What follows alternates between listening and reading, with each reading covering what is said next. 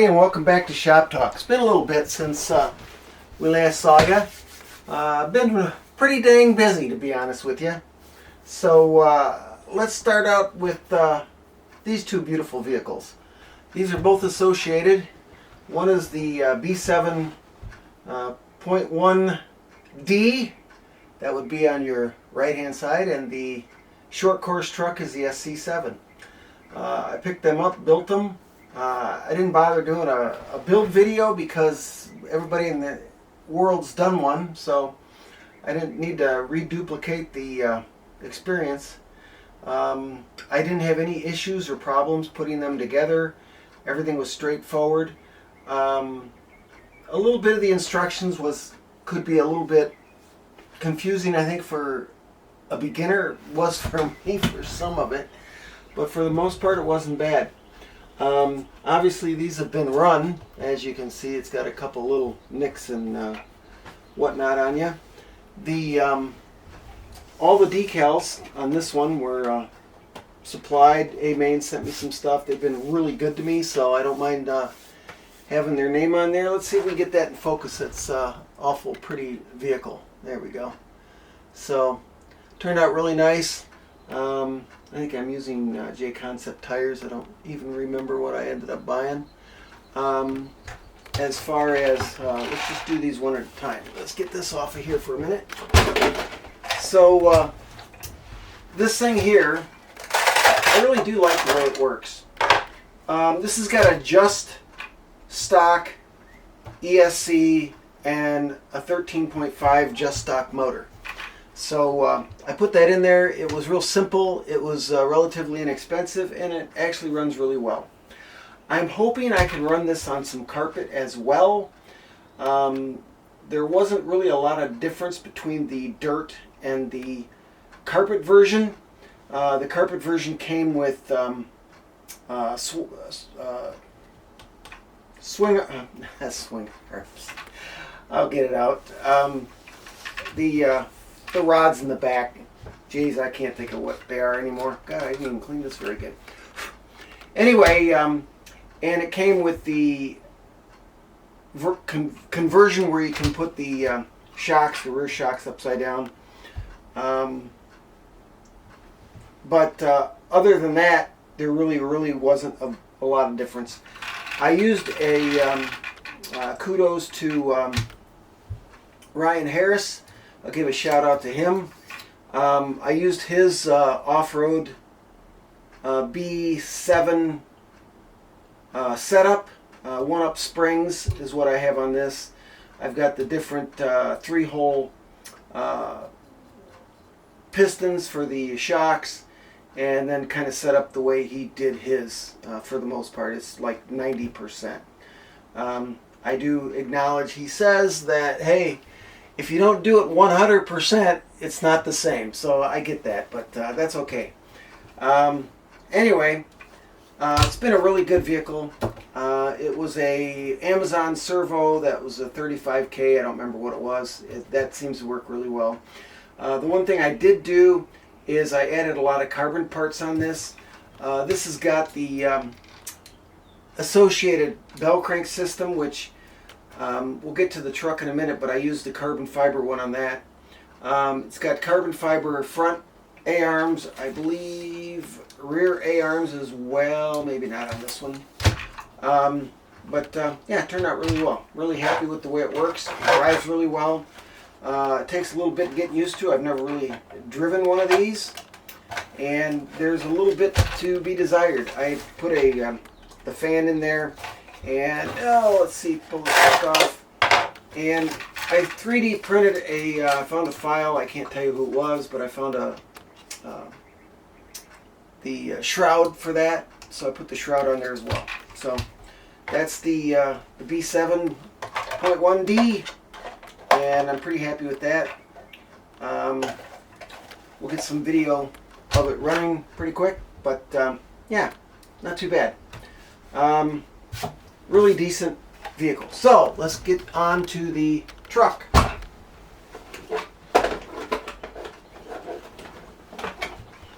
So the truck, of course, I I'm a little surprised with the amount of money they charge you, that they don't include a body.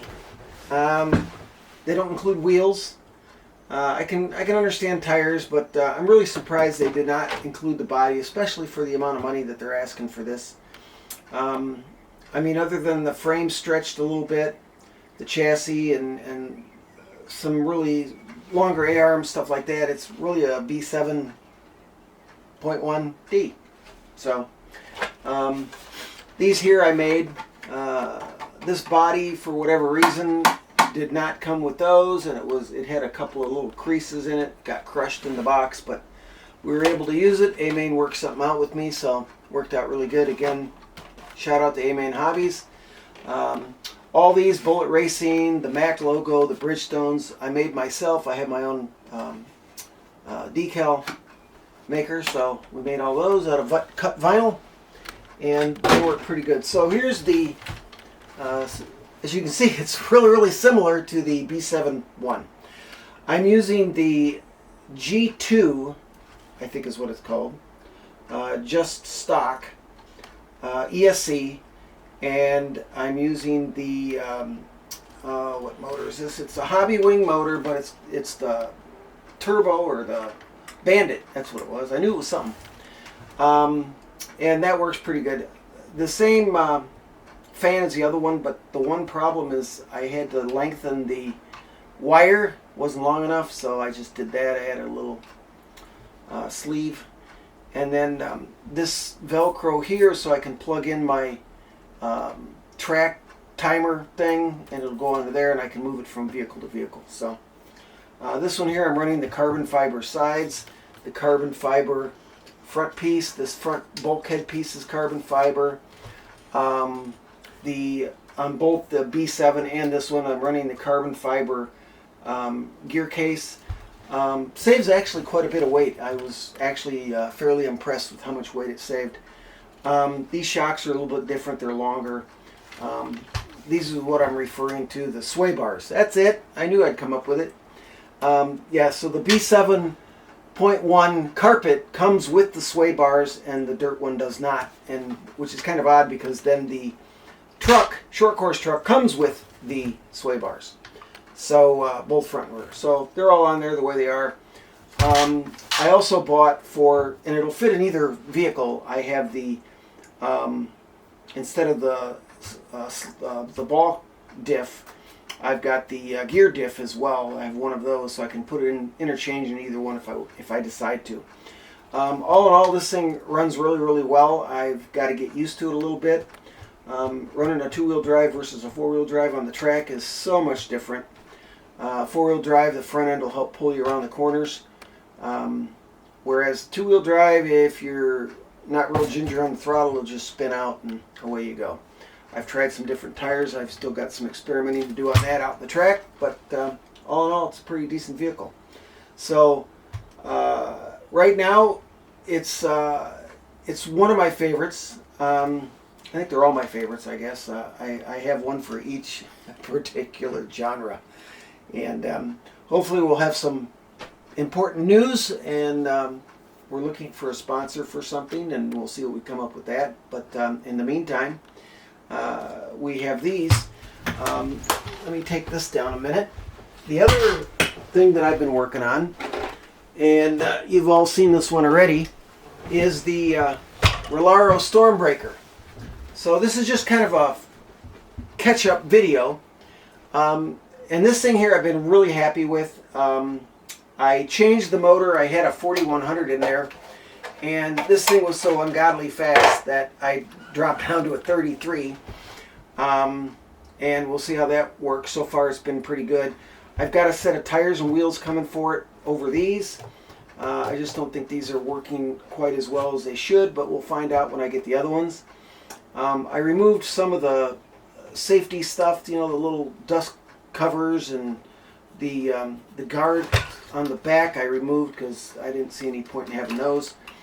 And this thing runs really good. So we're going to get this out on the track as well. We did take it out and had a little glitch with something, and I'm not sure what caused it or why, but I think we fixed that. In the meantime, this thing works really, really well, and can't wait to see it on the track. It will be a lot of fun, and I think it will actually surprise a few people, just to be real honest. So we'll see how that goes. Anyway, one other thing we have today is look forward to, I'm going to be doing a review on this. So I wanted to get something that would do a lot more amperage, and this one fit the bill. It was relatively pricey compared to some of the other ones you can get, but if you average it out price per watt or amp, it's actually one of the cheaper ones you can get. I've used it a little bit. I like it so far, and it is XT90s instead of XT60s, which is no big deal. They give you a bunch of the adapters. I changed the adapters they give you for Deans to QS8, so I can charge those. And yeah, 25 amp max per channel, so it's kind of a big boy. So look for that review coming soon. And that's kind of about where we've been. So kind of a short video, but I just wanted to catch up. We have not forgotten, by the way, the shrimp boat. So we're still in the process of getting this done. I've just kind of postponed on that. We've got the transom all glued in. We've got the 3D printed transom, 3D printed bulkheads, and servo tray is all done. I've just got to do the tube, get everything mounted on there, and I've got to build the sponsons, and then just install everything and seal it however I decide to do that. So other than that, I think it turned out really, really nice. It's perfectly square, so that's good. And should be, I think there's something in there. Yeah, I put a piece of wood in there. And should be pretty good. So, I haven't forgotten about y'all with that, so that'll be coming as well. The other one that I do have, I'm not sure if I've shown this already or not, was I picked up a Yokomo. And again, thanks to A-Main. They're aces, I tell you, in my book. But this has actually been a really fun car. I've given this one to my wife. She can run around the track in the backyard, and it does really well. I actually used the stock ESC and motor out of the Stormbreaker and put it in here, and it works really well in this. It's super lightweight. You're only driving 2 wheels, so it works pretty good. Power switch. This kit, if you go to A-Main, is only like $209. And if you want to get into racing, whether it's carpet, we have run this on carpet. It runs really well on that. And we've run it in the dirt, and it runs good on that. For $209, and then buy your own speed control, motor, servo, and you're good to go. And of course radio, if you don't have one. But this has been a really, really good little car for $200. I don't see anything that comes close in quality, especially in a ready to run, that comes close to this. Now I believe you can get this in a ready to run also. This is called an RO 2.0 rookie, but don't let that rookie get in your way. One of the things I would suggest, A-Main has a video, I'll try to post a link to it, where he compared this to an actual B7 with a whole bunch of aftermarket parts, and you'll see that it's really more driver than it is car. So this thing held its own against a $2,000 vehicle, and I think he was running the $400 ready to run of this. So yeah, you need to check out that video if you're interested in something like this. This has been a really good car. Paint scheme I did just out of happenstance. It's just a splatter job, and I think it turned out really good. So that's about all I have for you today. I do appreciate you stopping by. Please stay tuned for more. I hopefully can have some big announcement coming. We'll see. I don't know how that'll work out, but we also are going to try to race some 8th scale as well. So I'll have some videos of some of the track days, and I just haven't been in the mood to do a lot of videotaping, so I haven't done it. So in the meantime, stick around and we'll have some more of that for you soon. So thanks for stopping by. Please subscribe if you haven't. Hit the like button. Throw a comment in there what you think. Which one of these vehicles do you like the best and would like to see raced? That would be interesting. I'd like to know what your thoughts are on that. In the meantime, everybody take care and have a great day. We'll catch you later. Bye.